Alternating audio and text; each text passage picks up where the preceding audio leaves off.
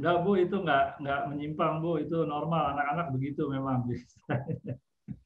Kebanyakan anak itu memang kalau kita suruh, ayo kerjain ini, dia kadang-kadang mau yang lain, ya. Nggak boleh begini, dia malah kerjakan. Itu saya kira bagian dari proses anak-anak itu punya rasa ingin tahu, ya, punya rasa ingin tahu. Jadi nggak apa-apa, maksudnya apa namanya, jangan terlalu itu terus jadi shock, ya. Saya kira itu memang itu hal yang sering dilewati sama anak-anak itu seperti itu. Tinggal nanti gini, kadang-kadang mungkin kita bisa ya apa ini ada orang cara gitu. Kadang-kadang kita malah justru ayo kamu mau kerjain itu, ayo bikin, coba kamu bikin sana. Kadang-kadang malah disuruh malah dia nggak mau kerjain gitu kan, dia jadi ragu-ragu malah ya. Nah saya kira nggak apa-apa, kita sabar saja ya, kita sabar. Kayak termasuk dia bilang kita ceritain surga neraka, dia bilang sih mau ke neraka. Ya kita sabar aja gitu, jangan kan gitu. Dengan lembut saja gitu. Jangan terus, "Nggak boleh kamu, wow, kenapa kamu begitu?" Ya namanya anak-anak, jadi belum sepenuhnya belum sepenuhnya paham ya. Nah jadi kita dengan apa namanya, dengan lemah lembut saja kita bimbing terus. Kemudian mungkin ada hal-hal yang sifatnya penting sekali, prinsipil yang nggak boleh. Nah itu boleh kita ulang, kita tekankan terus menerus. Karena dia masih ngerjain juga. Kita lihat skala ininya apa namanya, skala kepentingannya ya. Kalau sesuatu yang sifatnya apa namanya sangat penting ya kita perlu tegas. Nah, kalau dia tetap mengerjakan, kita kasih konsekuensi, kita kasih hukuman ya supaya dia benar-benar perhatikan ya, supaya dia benar-benar memperhatikan. Tapi jangan semua hal juga, hal-hal yang lebih ringan kadang-kadang ya sudahlah kita maafkan sambil kita ingatkan terus ya. Jadi saya kira itu sebetulnya banyak anak begitu, sama anak saya begitu, anak yang lain juga banyak begitu juga ya. Saya kira itu fase yang sedang dia lewati. Kadang-kadang dia bohong. Masih normal saja, masih dalam normal ya, itu normal anak-anak begitu. Kadang-kadang bohong. Dulu saya ingat keponakan saya, kok suka bohong ya, kata istri saya, kok dia umur segitu pas masih kecil suka bohong. Terus anak saya juga begitu, kadang-kadang bohong. Anak itu ngerti, kita terangin kalau kayak begini bohong, boleh nggak boleh. Tapi kadang-kadang dia sengaja, dia ngomong, tapi habis itu dia ngaku bohong. Jadi dia kayaknya memang mau nyoba-nyoba gitu kan, mau nyoba-nyoba ya, paling kita ingatkan terus ya. Apa-apalah memang fasenya dia seperti itu. Tapi kalau ada hal yang krusial, yang penting sekali, kita berikan penekanan lebih. Yang ini nggak boleh, jangan buat main-main seperti ini, gitu ya. Karena nanti ada konsekuensi seperti ini, nggak baik. Ya. Insya Allah dengan kita ulang terus, kita ingatkan terus, lama-lama ya nggak apa-apa lah, namanya anak-anak kan. Ya. Dia berbeda sama orang dewasa ya, gitu ya.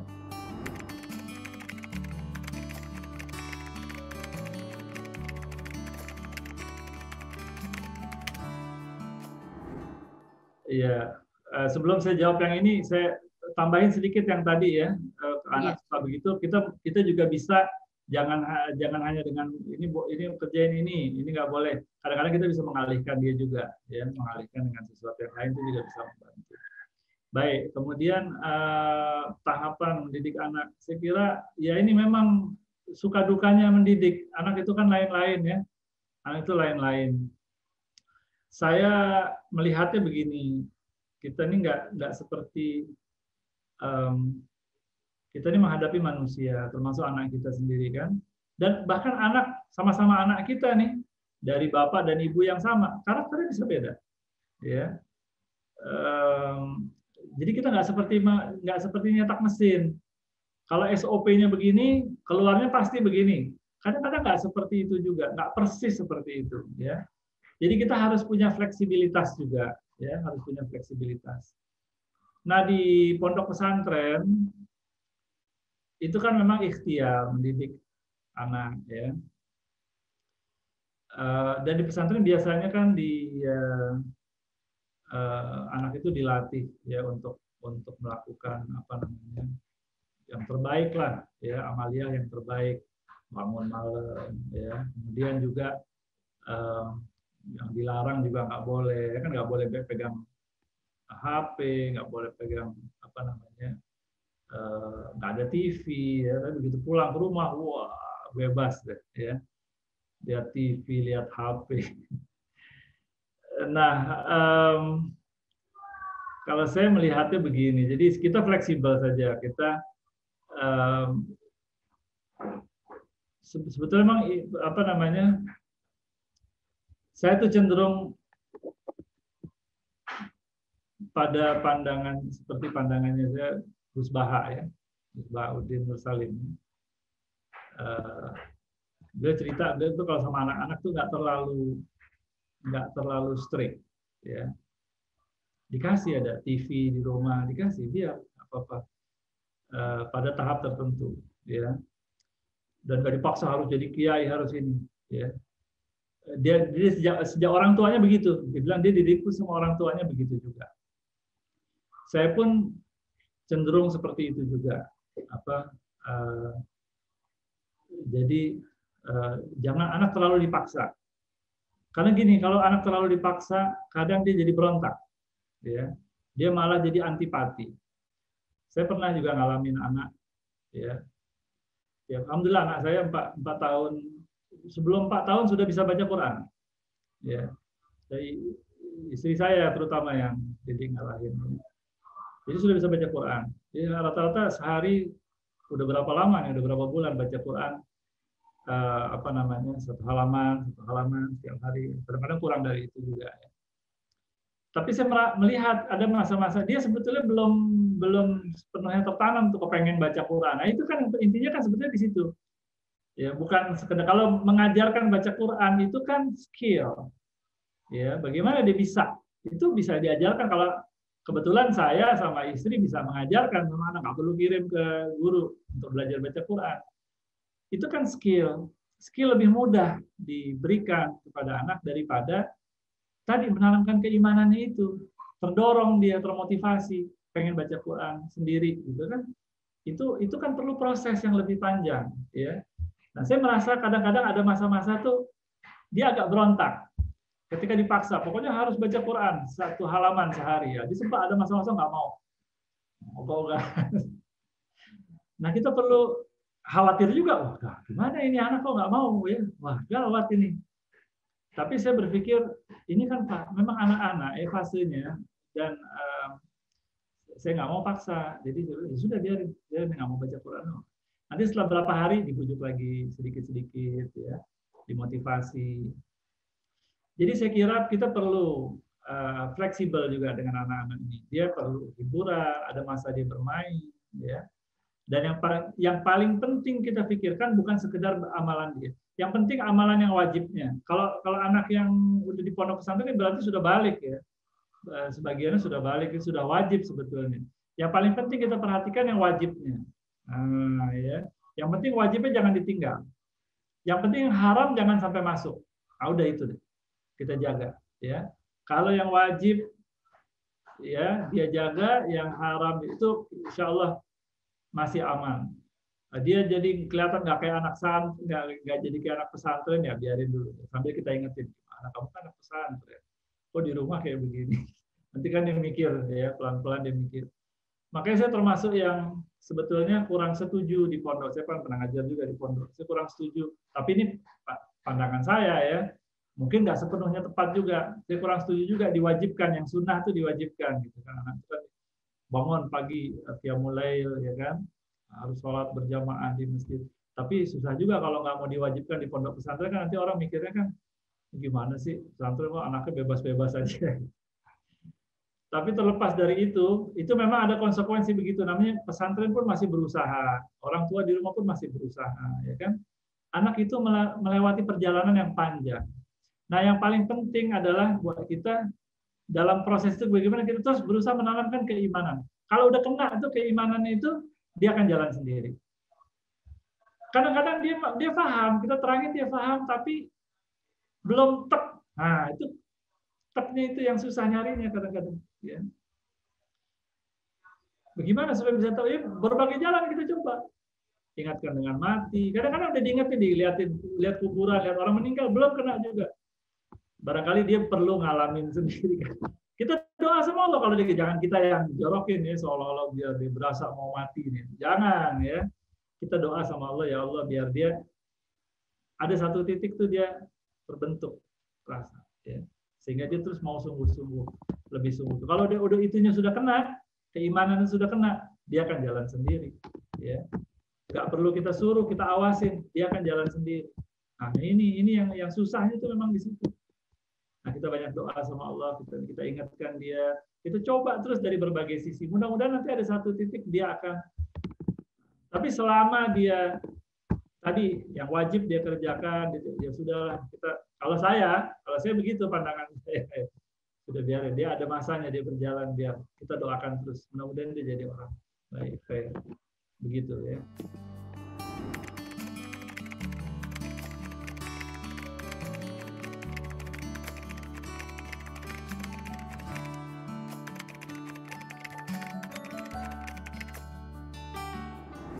Ya, jadi ini bagus pertanyaannya. Kadang-kadang kita mengajarkan kebanyakan ke ritualnya.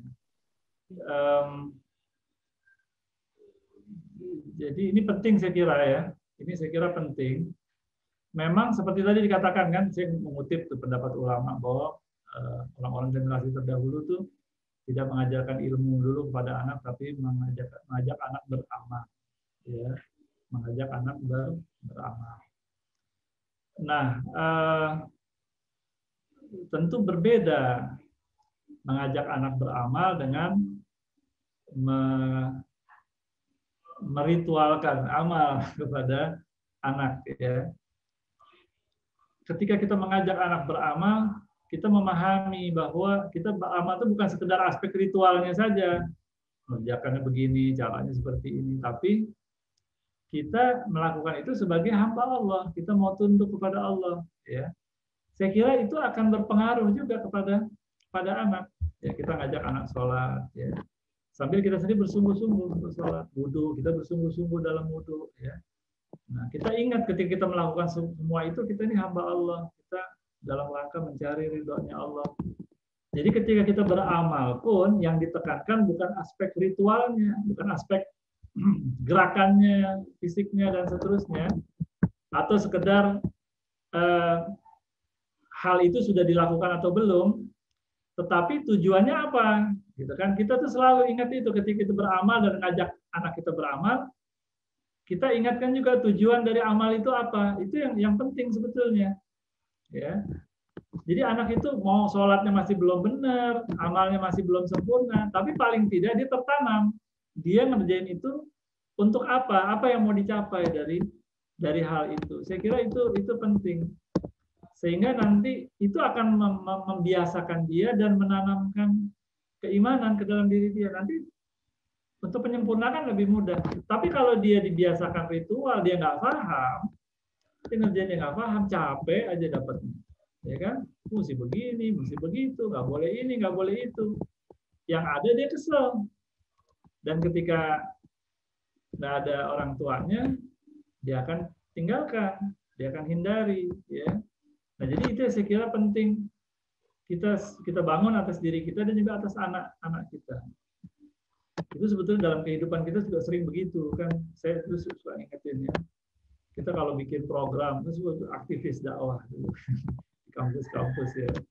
Sering rapat bikin program ini, bikin program itu. Dan biasanya ketika sudah selesai dievaluasi, yang difokus ritualnya, maksudnya berjalan apa enggak programnya. Jadi kalau programnya berjalan sesuai rencana, ya berarti tercapai. Padahal kan bikin program ada target. Targetnya apa yang mau dicapai dari program? Jadi kita lupa bahas itu tuh, sering lupa bahas. Ya. Targetnya tercapai apa enggak? Ya kan, mau programnya terpenuhi 100% atau enggak itu satu hal. Tapi yang paling penting targetnya tercapai atau tidak. Nah, kan gitu. Kita sering lupa tuh. Kita fokusnya pada programnya. Ini kan ritual juga jatuhnya kan. Nah sama, kita pun suka lupa begitu, lupa targetnya apa. Makanya ketika kita sholat, kita perlu menanamkan pada diri kita juga. Kita sholat, kita baca Quran, kita ingat kita mau mendekat diri pada Allah, melakukan semua ini. Nah, mudah-mudahan dengan kita begitu, kita bisa mempengaruhi juga ke anak kita. Kita tanamkan juga ke dia. Sehingga dia tahu tujuannya. Oh, karena begini sebabnya ini. Nah, jadi mudah-mudahan nanti dalam prosesnya dia akan terbentuk ya anak tadi ya, dengan keimanan, berusaha mencapai yang terbaik. Nanti ritualnya dia akan ikut sendiri, ya, akan perbaiki sendiri. Nah itu ya pertama ya. Kemudian bagaimana kalau orang tuanya sudah, maksudnya mungkin tadi nggak paham, udah menikah sekian lama dia baru paham tentang masalah-masalah berkaitan dengan fitrah, ya, masalah keimanan, anaknya juga sudah besar. Ya nggak apa-apa. Dulu juga sahabat juga begitu kan, malah lebih ekstrim dari kita kan. Dulu sahabat Nabi bukan cuma kita masih Muslim, ya. Sahabat Nabi bukan Muslim, musyrik. Anaknya ada, waktu perang kejar-kejaran sama anak. Coba bayangkan, ya kan? Abu Bakar As-Siddiq itu waktu perang Badar kejar-kejaran sama anak-anaknya masih kafir, ada yang masih kafir. Ya. Tapi bagaimana? Memang sudah begitu, ya. Bukan berarti harus dikejar-kejar terus, ini kebetulan lagi perang, ya. Kebetulan dalam keadaan perang. Kalau lagi nggak perang, nggak kejar-kejaran, didoain, ya didoakan supaya anak itu. Ya, akhirnya anaknya masuk Islam. Ya. Jadi ya kita nggak perlu sedih dan putus asa. Ya sudah. Kita mulai dari situ. Nggak usah ngelawat-lawat dulu gimana, kenapa dulu saya nggak begini. Mau bilang apa? Ya kan? Ya sudah, kita mulai dari sini. Kita perbaiki diri kita berusaha sebaik mungkin. Kita dekati lagi anak kita. Nah, dulu saya nggak paham, minta maaf. Minta maaf sama anak. Jangan malu, jangan sungkan minta maaf sama anak. Saya kadang-kadang minta maaf sama anak. Kadang-kadang kesel, aduh manusia. Ya.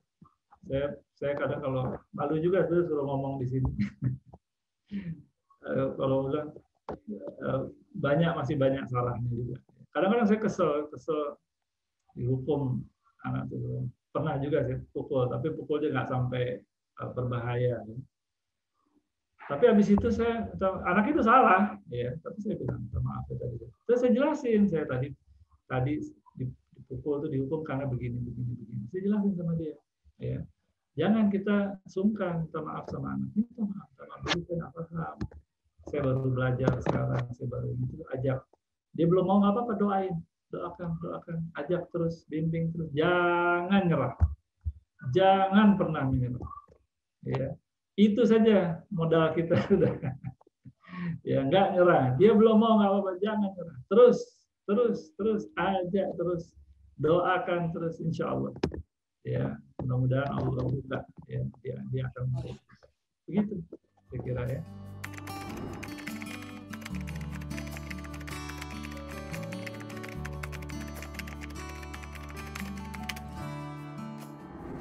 Ya, itulah, ini bagus nih ya. Jadi gini, sebetulnya gimana supaya jangan sampai trauma, kita jangan berlebihan. Pertama ya, jangan berlebihan. Jangan dan jangan ekstrim, jangan menakut-nakutinya ekstrim ya. Orang jadi takut berlebihan, takutnya juga nggak proporsional akhirnya ya. Aku dibakar nanti neraka tuh kayak begini. Apalagi sama anak kecil, jangan deh. Anak kecil jangan cerita neraka kebanyakan. Nanti kalau dia sudah mendekati usia remaja baru mulai itu nggak apa-apa ya. Tapi juga jangan terlalu berlebihan juga. Saya ingat dulu saya ngajar di bimbingan belajar Nurul Fikri. Ya. Saya ingat itu kan anak-anak SMP, anak SMA kan. Saya ingat ada momen-momen tertentu saya khususkan saya bahas cerita tentang akhirat, tentang tentang kematian, nanti orang setelah itu bakal bagaimana ya. Rata-rata anak-anak itu yang biasanya bercanda, biasanya cuek, semua tiba-tiba jadi diem. Mulai mikir gitu ya, karena memang efektif, cerita itu efektif. Tapi jangan berlebihan, kalau kamu nanti dibakar, nanti ada orang disiksanya begitu, malah jadi nggak seru kayak begitu. Berikan dengan sesuatu yang bermakna, yang sederhana saja penyampaiannya, ya sederhana, jangan dengan nakut-nakutin. Kita bisa dengan hal yang sederhana, ringan, tapi membuat orang berpikirnya mendalam. Kayak misalnya begini deh, misalnya contohnya begini, ya. Jadi tentang kematian kubur. Anak itu misalnya takut, dia nggak mau sendirian kan, ya, takut kalau sendirian.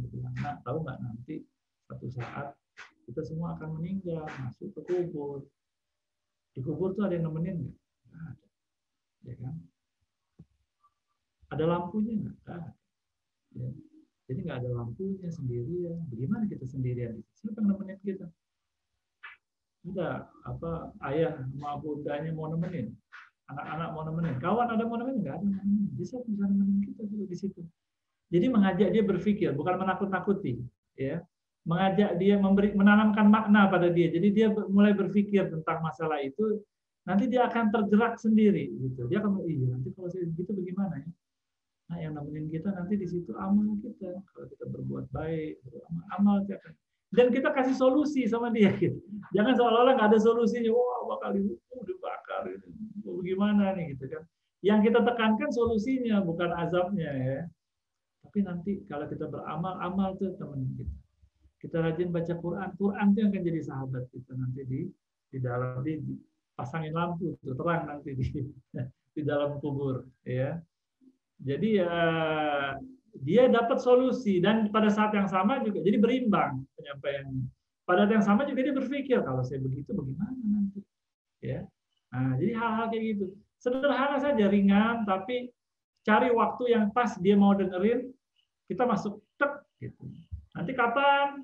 Dia bilang bukannya terus nanti hati-hati dibakar dihukum. Waduh, udah orang kabur takut kayak gitu. Ya, jadi pilih waktu-waktu tertentu kita tanamkan dengan cerita kita sedikit. Nanti kapan kita ulang lagi gitu ya. Supaya dia masuk paling enggak. Dia paham oh nanti begitu, nanti ngajak dia berpikir, menginternalisasi di diri dia gitu. Dan tapi kita juga berikan ini yang solusinya nanti solusinya begini. Kayak misalnya gini kan kita ngajarin gitu kalau punya makanan kita share sama kawan. Ya, bagi sama kawan. Ya kan? Kawannya juga kadang-kadang share sama dia, bagi sama dia. Nah, kita bisa bilang tuh ketika lagi bahas itu kita bilang, nah tahu nanti kita kalau sudah meninggal itu di akhirat, ya di akhirat nanti nggak ada orang yang mau share sama kita. Kita tanya kan kita di sini kan, kamu suka share sama kawan kan, suka mau berbagi sama kawan, iya. Kawannya suka bagi sama kamu kan, iya suka bagi. Kadang kita minta dia kasih, iya dia kasih. Nanti di akhirat nggak ada satu orang pun mau bagi sama kita. Semua orang punyanya sendiri dijaga. Kenapa? Karena beratnya hari itu. Itu saja yang dia punya dan dia berharap dengan yang dia punya itu dia bisa selamat. Dia nggak mau kasih selamat. Dia kan mulai mikir kan, oh, ada keadaan kayak begitu di akhirat. Kalau gitu apa? Apa yang kita bagi di dunia sekarang, insya Allah jadi bekal kita di akhirat. Gitu, ya. Jadi coba tanamkan dengan cara-cara seperti itu, ya. Nah, diulang sampai tertanam sama diri dia. Jadi bukan menciptakan ketakutan yang traumatis tadi ya, tapi sesuatu yang membuat dia menggerakkan dia untuk memotivasi dia untuk apa namanya menjadi baik ya. Saya kira begitu.